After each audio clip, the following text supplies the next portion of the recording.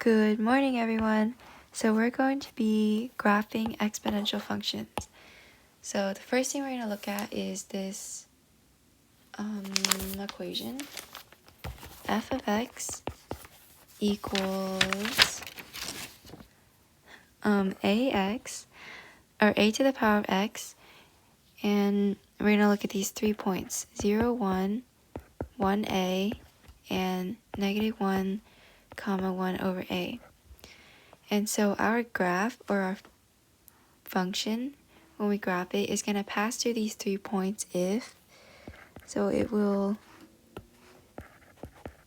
graph will pass through these points, so these 3 points, if a is greater than 0 and a is not equal to 1. So for our first example, we're going to do f of x equals 3 to the power of x minus 2. So 3 in this case is our a. We're going to go ahead and plug that in. So you have 0, 1. So plugging 3 into wherever we see a. So 0, 1, 1 comma 3, and then negative 1 comma 1 over 3. So our parent function, which is our function before we stretch it or transform it or reflect it, these would be the points. In this case, we have minus 2, which is transforming our graph down to units. So it's moving about the y-axis. Our y values would change, which means we're going to subtract 2 from our y coordinates. So you have 0, negative 1, you have 1, 1, you have negative 1. Let's do a rough, or we'll eyeball that part. So this is a very a rough drawing. Okay, now let's just plug in our new points. So you have 0, negative 1. Yeah. Okay, 0, negative 1. And you have 1, 1. And then you have negative 1, which is here. And originally, it would be negative 1, 1/3. So you're just going to move down 1, 2. And you'll end up here. So our graph will look something like this. Okay. Minus 2 here is our horizontal asymptote.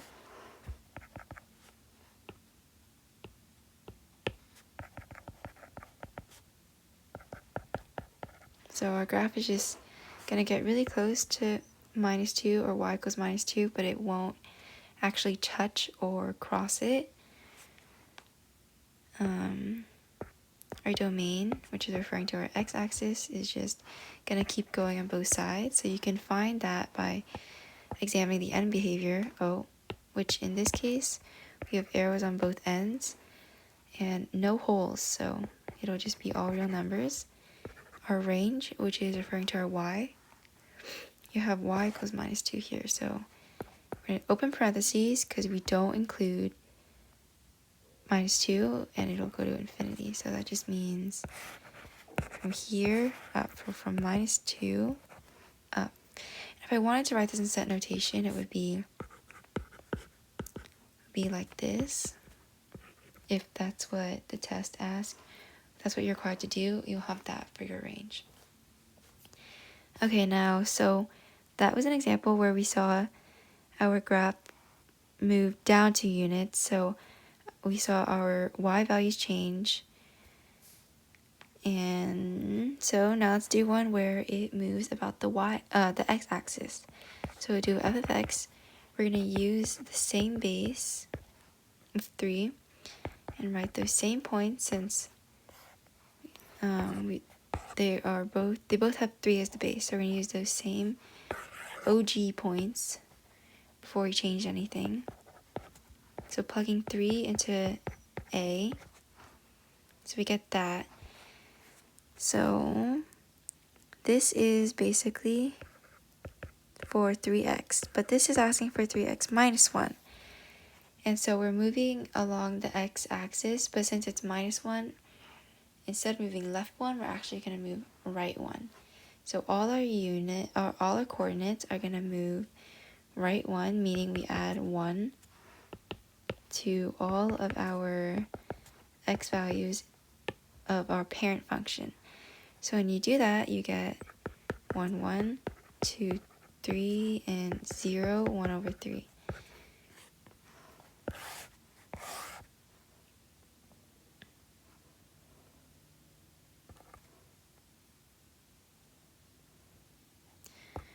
Okay, so I'm just going to draw 1, 1, then 2, 3, and 0, 1 over 3. Get something like that. Okay, so something that kind of confused me when I first learned this is that this number here is not your slope. That number is a, and a is your base. So we all know y equals mx plus b, m is your slope. A is not the same as m. So this 3 does not stretch our graph. It's just our base, and it helps us determine these 3 points that our function will pass through. But it's not our slope. So even if this was 1/2, and so that would make this half, and this would make this 2, it doesn't flatten our graph just because it's less than 1, and then values greater than 1 isn't going to stretch our graph because it's not our slope, it's just our base. Our slope, if we were to have a slope, would be in front of our base. So if we had 2 in front, our slope would be 2, our base is 3. 3 does not stretch our graph, 2 stretches our graph. So with that, let's do another example. Okay, let's do one here. We have y equal, or f of x, same thing as y, equals 4 times 1/3 x. So first thing I like to do, take a look at our base and then form those 3 points. 0, 1, so you have negative, so you're gonna, it's a little confusing when I write it like this. Okay, so 1 over 3, and then negative 1. You're gonna go ahead and flip these two, end up with 3.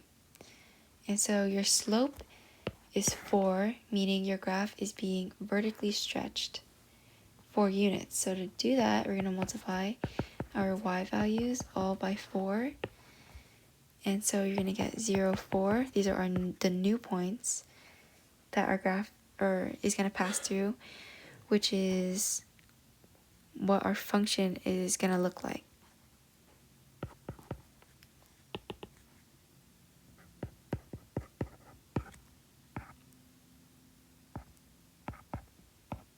So the whole point of writing this is just to help us find this easier. Okay, so our new points, we can use those to graph our function.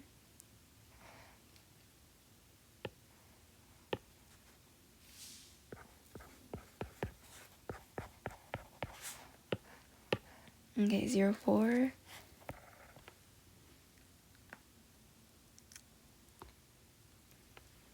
1, 4 over 3.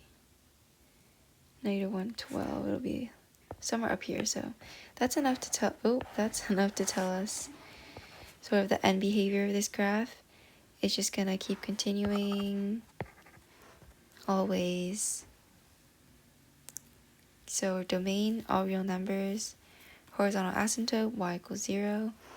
Range, if y equals 0 for a horizontal asymptote, then our graph cannot touch 0 because it cannot touch the horizontal asymptote, and that'll mean our range is 0 to infinity. So 0 here, and I'll keep going up that way. Okay. Now let's do some examples with reflection. So let's say we have f of x equals negative half to the power of x. So once again, first thing I like to do, look at our base, which is 1/2. And we're going to find the 3 points that apply to those, to 1/2, which is our parent function.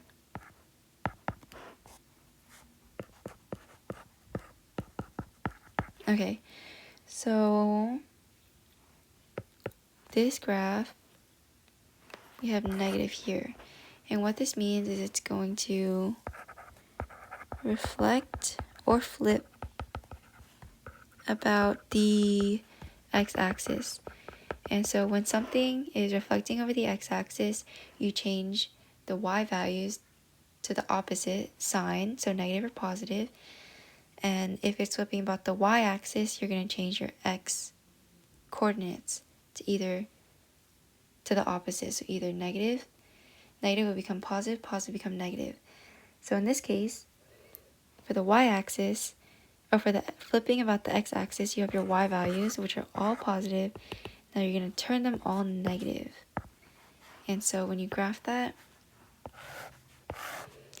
you will have a graph that goes down with the horizontal asymptote of 0 with a range of negative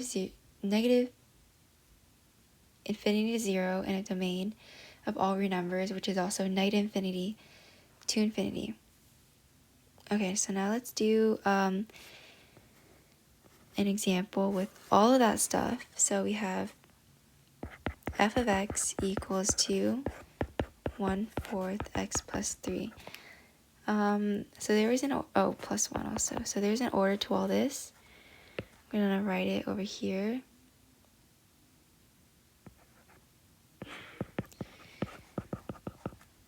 That's a 3. Plus 1.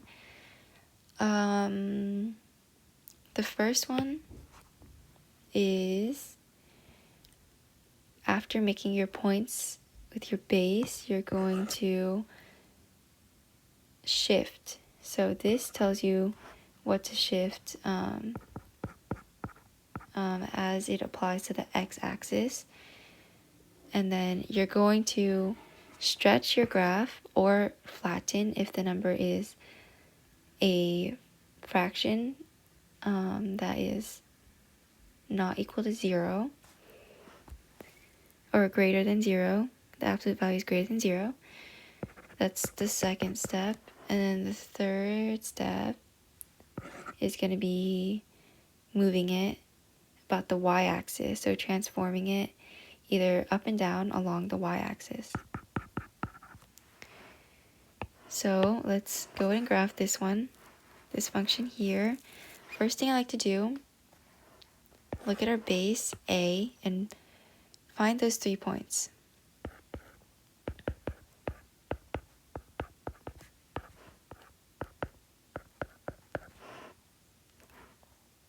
Okay, and so now we're going to look at where we're going to move it along our x-axis, which is up here. So if it's x plus 3, we're going to move to the left. We're going to do the opposite. We're going to move to the left 3. So we're going to subtract from our y values, or for our x values, 3. So 0 minus 3 is minus 3. 1 minus 3 is minus 2. Our y values stay the same. Minus 1 minus 3 is minus 4. Y value stays the same. And so this is step number 1. This is kind of like our prep step, this one right here, where we find our parent function. Maybe I should write that. I'm going to write that this is our parent function. Okay, so now step 2, our slope. So in this case, we're going to be vertically stretching our graph. And so when we stretch or flatten our graph or whatever we do that has to do with our slope, we're going to change our y values. So we're going to multiply our y values by 2. So it's going to be negative 3, 2. 1 times 2 is 2. 2 times 1 over 4 is 2 over 4, which is 1/2. And then 4 times 2 is 8.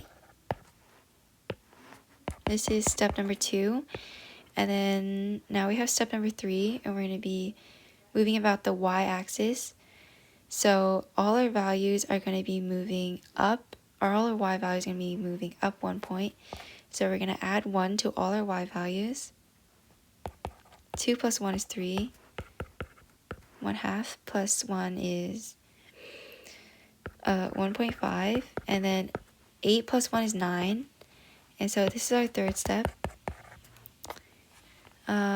Okay, so when we graph it, we're going to be looking at our points here. These are our new points. These are our points for this function. So these points are all that matter. We're going to graph them.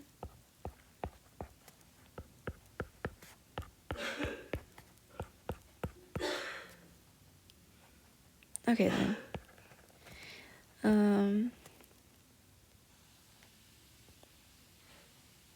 1.5, and then -4, 9, somewhere up here. And so, oh wait, hold on, I messed up. It'll be, it'll be -2, -3, 3, -4, 9, somewhere up here. Anyways, that's enough to tell us it's somewhere here. The reason why I didn't take our graph all the way down here is because we have +1, which labels our horizontal asymptote as 1. Okay, so domain -infinity to infinity. It'll keep going even though it'll get very, very, very close to 1. And then our range is not going to include our horizontal asymptote. So parentheses and then 1 to infinity. So what is that? 1 to infinity. And that's it for graphing exponential functions. Bye guys!